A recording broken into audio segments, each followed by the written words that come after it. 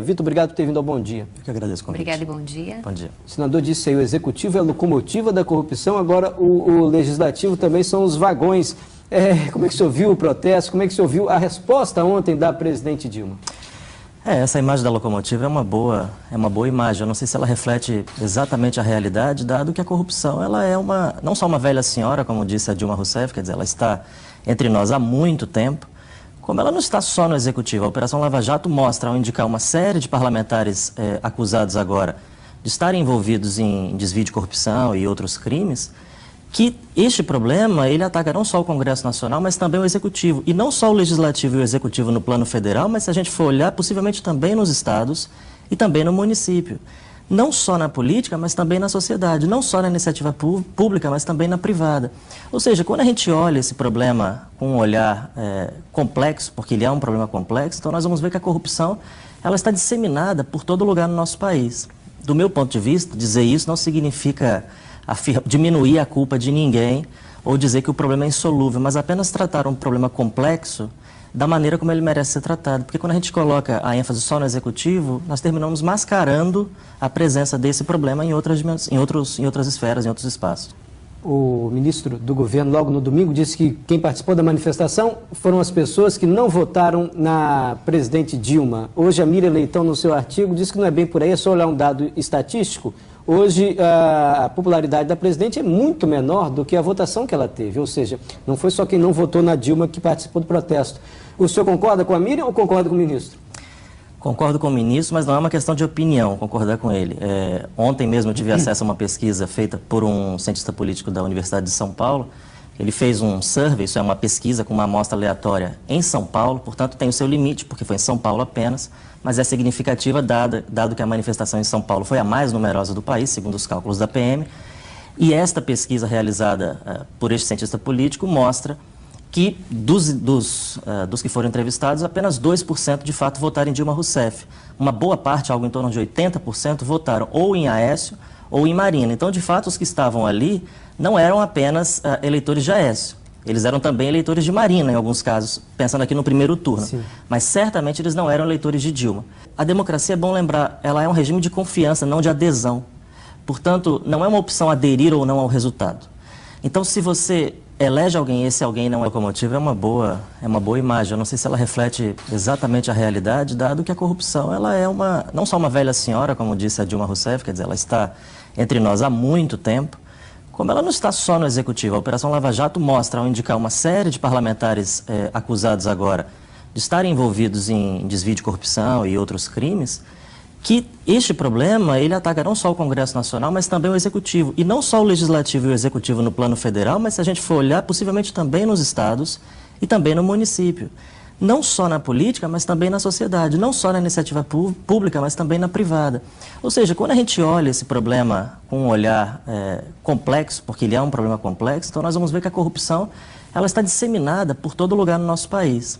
Do meu ponto de vista, dizer isso não significa diminuir a culpa de ninguém ou dizer que o problema é insolúvel, mas apenas tratar um problema complexo da maneira como ele merece ser tratado. Porque quando a gente coloca a ênfase só no executivo, nós terminamos mascarando a presença desse problema em outras esferas, em outros espaços.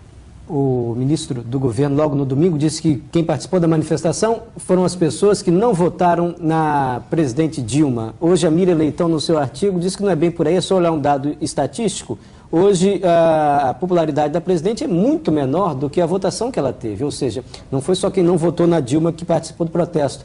O senhor concorda com a Miriam ou concorda com o ministro? Concordo com o ministro, mas não é uma questão de opinião concordar com ele. Ontem mesmo eu tive acesso a uma pesquisa feita por um cientista político da Universidade de São Paulo. Ele fez um survey, isso é uma pesquisa com uma amostra aleatória em São Paulo, portanto tem o seu limite, porque foi em São Paulo apenas, mas é significativa dado que a manifestação em São Paulo foi a mais numerosa do país, segundo os cálculos da PM. E esta pesquisa realizada por este cientista político mostra que dos que foram entrevistados, apenas 2% de fato votaram em Dilma Rousseff. Uma boa parte, algo em torno de 80%, votaram ou em Aécio ou em Marina. Então, de fato, os que estavam ali não eram apenas eleitores de Aécio. Eles eram também eleitores de Marina, em alguns casos, pensando aqui no primeiro turno. Sim. Mas certamente eles não eram eleitores de Dilma. A democracia, é bom lembrar, ela é um regime de confiança, não de adesão. Portanto, não é uma opção aderir ou não ao resultado.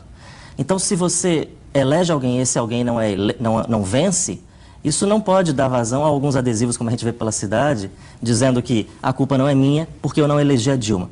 Ok, a culpa não é sua porque você não elegeu a Dilma, mas você faz parte desse sistema político da qual ela é presidente da República. E o inverso também é verdadeiro.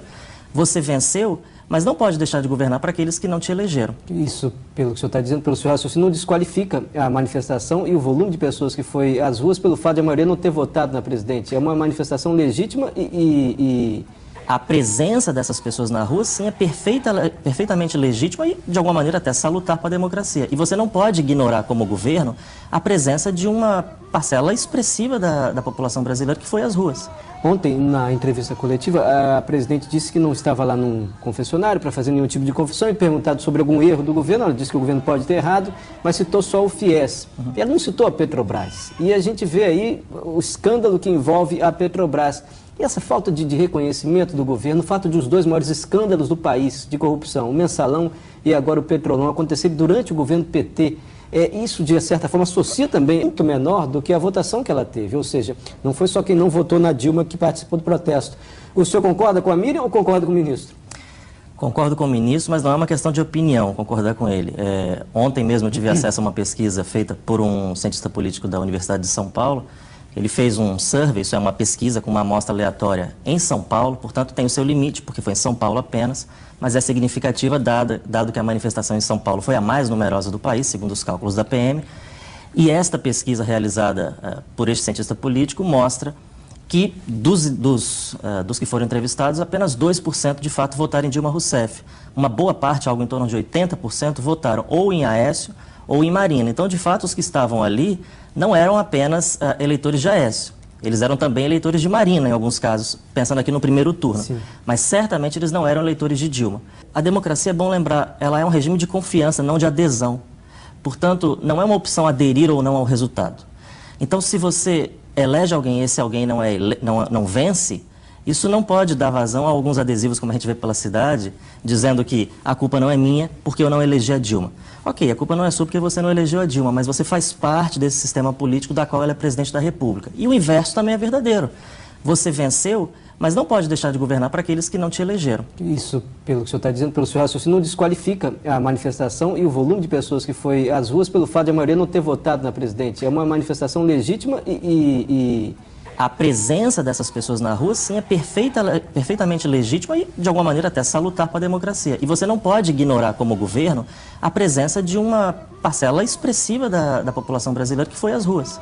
Ontem, na entrevista coletiva, a presidente disse que não estava lá num confessionário para fazer nenhum tipo de confissão e perguntado sobre algum erro do governo. Ela disse que o governo pode ter errado, mas citou só o FIES. Ela não citou a Petrobras. E a gente vê aí o escândalo que envolve a Petrobras.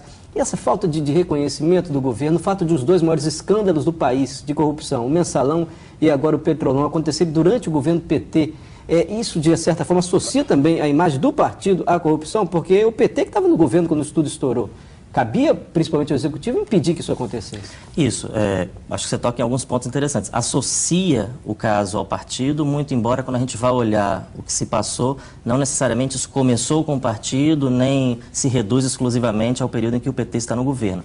E esses dois escândalos, justamente quando o PT estava no governo, você acha que isso faz com que a população